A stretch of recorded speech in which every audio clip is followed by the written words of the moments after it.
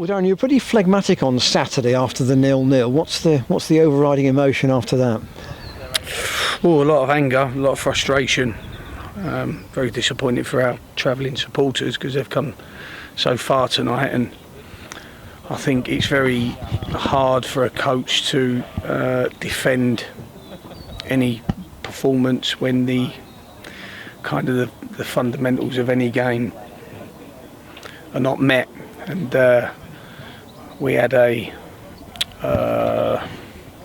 unique habit tonight of just giving the ball away, playing too many long passes, and not showing the technical quality that those players have.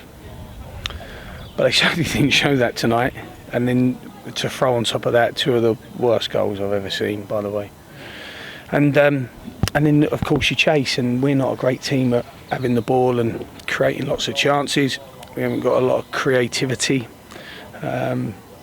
or that kind of individual ability in the final part of the game to do something out of the ordinary.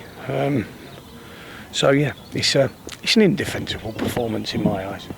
In terms of the long ball issue, was that in a sense driven by the fact that Wealdstone dropped off and your players couldn't, in a sense, compute mentally what they should be doing? Absolutely, you've said that far too kindly. Yeah, absolutely. And then when teams, when they do that, and we've never been very good at that, that's why we're so good against the better teams, or better against the better teams. We haven't got that individual quality, really. That moment where someone just changes. I thought our penalty was soft. It was a soft penalty. So, and then probably because we know that's the makeup of our team. That's probably why we work so hard defensively, and we've got an okay defensive record. But when the basic elements of any football, especially a professional footballer, aren't exposed to any supporter or any coach, i.e. receiving and passing, then it becomes, you just can't defend it. It's indefensible. When it got to 2-1, did you think there was an extra gear? Well, we did our absolute best to take all the momentum out of the game after that. It was barking mad. We went from scoring the goal, bit of a razz, there was a bit of a melee, and then we did our best to have a goal kick, which we'll kick again on their head. Then we'll give away a throw-on, they'll throw in the corner. We won't defend that properly. Then we'll give away a free kick where we're fighting and trying to jostle our way back into the game.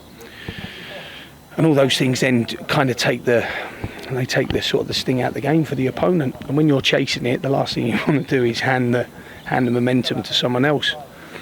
And then Sonny helped it in a way when Sonny came into the picture, but he's a creative player. But yeah, it was madness. We almost tried our level best to not create any more kind of oohs and ahs. When you said it was indefensible, have you made it clear to the players that you felt it was indefensible? Yeah, I'm quite an open book, really. Don't really try to hide how I feel. It's not really my personality, and it's so disappointing because my expectation of them and the expectation of the players to the supporters is that there are some good footballers. So it's not just the receiving and the passing; it's the receiver as well. And it's his movement and what they do in terms of their movement. But we had a nice session this morning before we travelled, nice and light. We worked on lots of pattern of play, set plays, and we're bloody hopeless at all of them tonight. So yeah, we're not really a team that kind of just flips out onto the pitch in a random shape or organisation. It's something that's always practised, and they certainly haven't delivered tonight. And to say we're unhappy with them is an understatement. Lastly from me, what's on the repair shop menu between now and Eastleigh then? Well, look, it needs a spike in the change room. It needs new characters in there. It needs some players. It needs some new players. Whether we can get that I'll ask the question definitely, because it does need some freshness in there. I think some of the young ones are now being worn down by a campaign. Some of them are in that kind of 25, 26 game mark where they've never been before, and they've probably not had a manager or a coach so demanding all the time of trying to win. and it probably could do with some new character in there. It definitely, I definitely need to look at the structure of the coaching staff. Definitely need to look at who and how we replenish the position left by Terry, because I think that can be a big one at times. And we try and get another voice in there, whether it be out on the pitch, which is preferable because they help you win games, or whether it be with myself. Would Nick Crittenden be in that mix? No, Nick's got a job. He can't be here with the time that we'd need him here. Nick's always welcome at games, absolutely.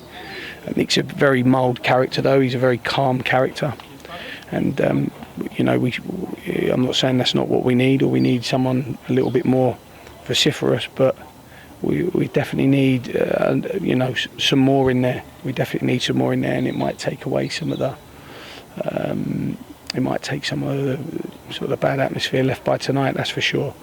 But someone new, someone that we don't know, and someone that the lads have got to get to know again. But we could do with some creativity. We could do with Lawson Diath back in.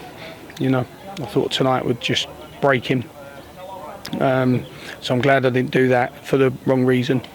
And Mark Little, of course. But yeah, from the deepest part of the pitch, we have to be better at serving the ball into midfield and how we look to create through the thirds. Otherwise, every time a team drops off against us, we're just going to struggle. And with no Quigley, who was kind of the one who used the space up here rather than in gaps or in between lines, it becomes very difficult then to serve Ruben. It becomes very difficult to serve Addy and give them the ball how they need to in order to keep it and create something.